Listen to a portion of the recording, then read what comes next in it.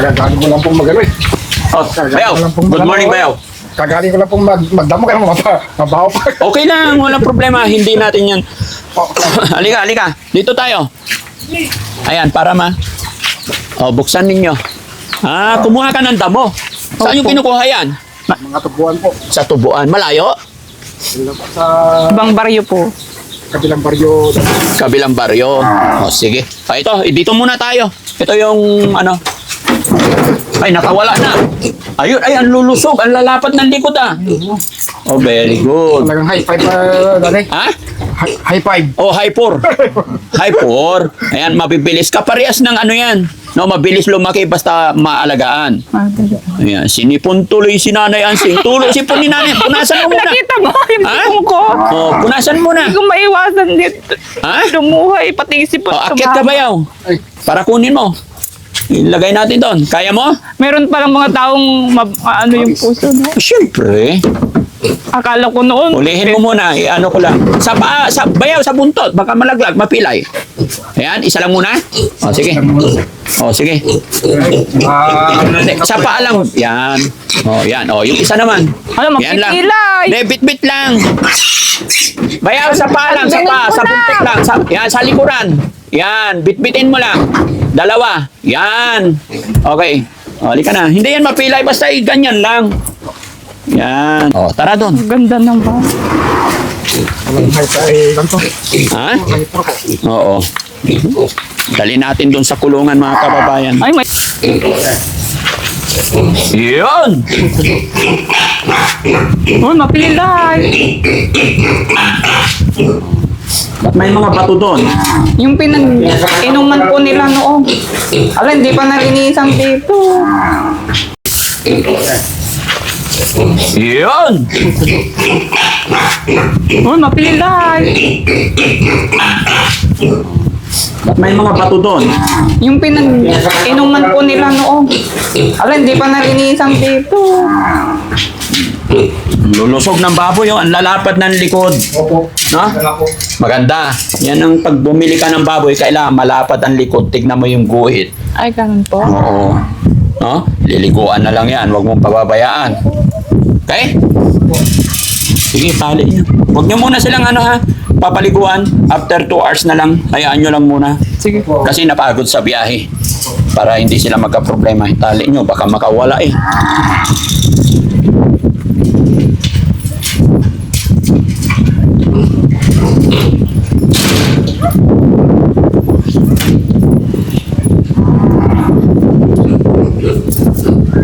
Ato. Kuya Oliver, halika.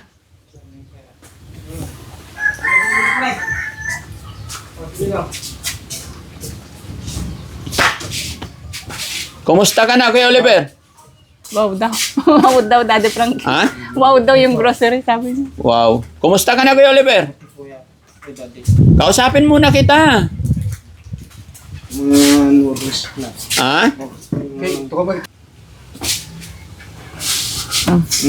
Natumba na yan. Dito ka. Kumusta yung ubo mo? Wala na, Daddy. Wala na, magsisigarilyo pa? Hindi na, Daddy. Very good. Huwag ka na magyuyose, Daddy. Bawal yun, Wow. Sundin mo si Nanay Ansing, Wow. Para sa'yo rin yun. Kasi mga kababayan, mga kabarangay, habang tumatagal, medyo tumitigas na yung ulo ni Kuya Oliver. Hindi na po niya sinusunod si Nanay Ansing. Lalayo. Kaya sinasabi ko nga kay Nanay Ansing, mga kababayan, na kausapin niyo yung mga tindahan dito na huwag siyang pagbentahan ng sigarilyo. Dahil ito talaga, hindi pa niya alam masyado yung ginagawa niya. No? Oo. Kuya Oliver, may padalang grocery galing sa Team Rise Above. Ang dami, Daddy. Ang dami. Mayroon tinapay. Gusto mo kumain tinapay? Daddy. Ha? Daddy. Gutom ka na ba? Hindi pa naman, Daddy. Ano bang kinain mo? Wala. Kain. Po, mamaya na. Ha? Mamaya na, Daddy. Nahiya pa si Nanay Ansing. Hindi, busog pa naman ako. Kumain kaming kanin kanina, Daddy Frank. Kumain kayo kanin. Oo. Oo. Hindi pwedeng, hindi kasi ako maganda kasi kumakain nga siya tapos uminom siyang gamot. Oo. Kaya- Kumusta yung araw ng pagpapacheck up natin pagdating dito kinabukasan? Nung pagdating natin ng gabi, inihingal siya. Hindi siya makatulog. Sabi, hilutin mo nga yung mga katawan ko, masakit. Sabi nga, Daddy Frankie. Sige, ako naman hilot ng hilot. O sige, magpahinga na rin ako kasi pagod din ako sa biyahe. Oo. Mamaya-maya, hindi ako makatulog. Masakit yung katawan ko, sabi niya. Mm-mm. Tapos nakita ko, nakaupo lang siya. O sige, matulog na ako. Naantok na rin ako, sabi ko. Mm. Tapos kinabukasan, Daddy Frankie, ayun, nakatulog siya. Nakatulog Hinayaan siya. ko naman. Kaya wag na wag kang magsisigarilyo, ah. Daddy. Gusto mo pa bang mabuhay? Daddy. Gusto mo. Tsaka wag mo nang painumin ng malamig, ah. Oh, Daddy. Ayan. Kanina, duman yung nagtitinda. Palamig. Gusto yung palamig. Ay, wag. Inuubo nga eh. O, bawal pala sa'yo ang juice na malamig. Kapag bumili na naman akong juice, Daddy Frankie. Oh. Nagmerienda siya. Mm. O, bawal na palang malamig. Pan na lang, kape. Lagi ka sumusunod kung anong sinabi sa'yo, sundin mo, ah.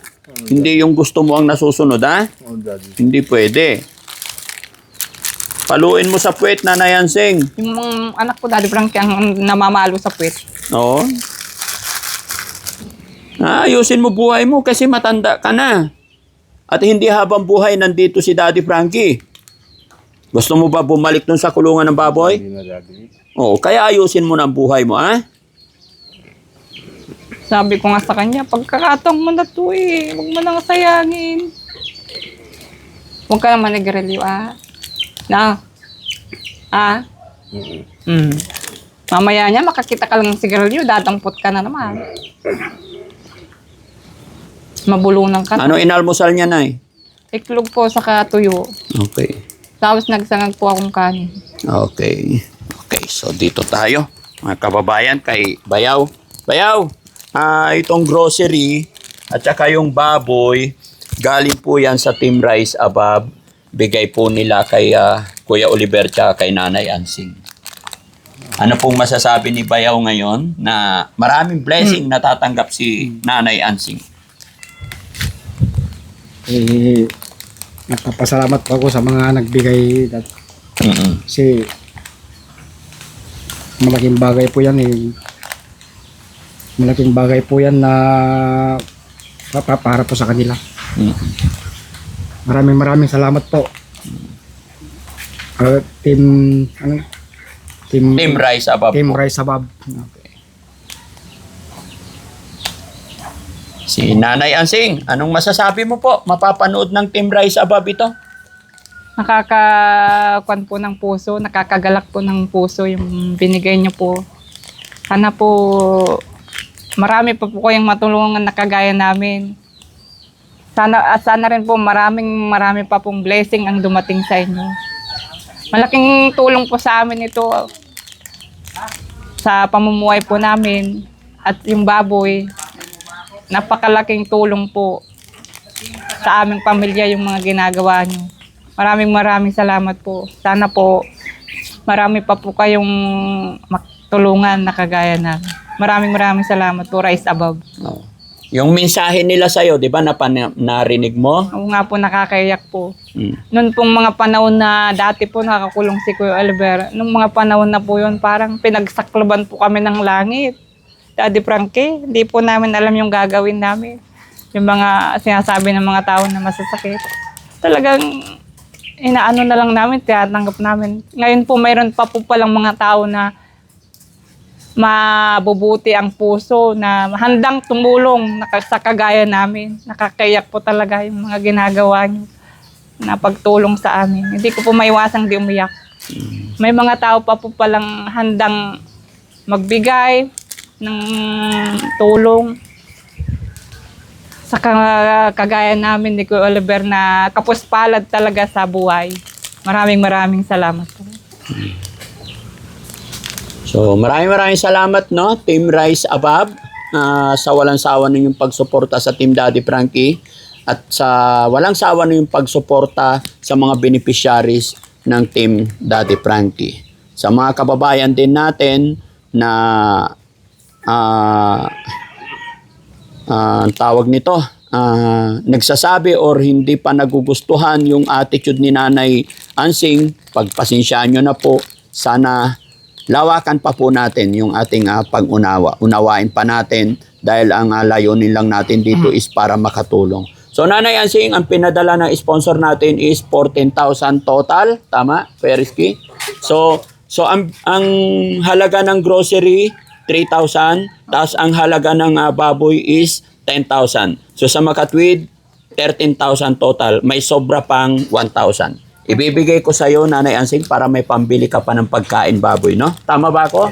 Yan. Salamat So may po, sobra pa. Yun, mga kababayan, no?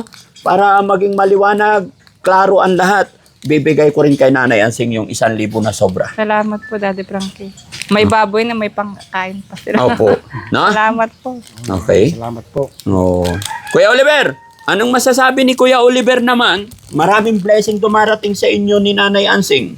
Anong masasabi mo? Salamat daddy sa binigyan na blessing na madami daddy. No, very good. Basta alagaan mo na yung sarili mo. Yan ay galing sa Team Rise Above. May baboy na naman. May 2 kang baboy doon. Oh, daddy. Ito naman yung binigay sa Team Rise Above. Sa inyo rin ni Nanay Ansing yan.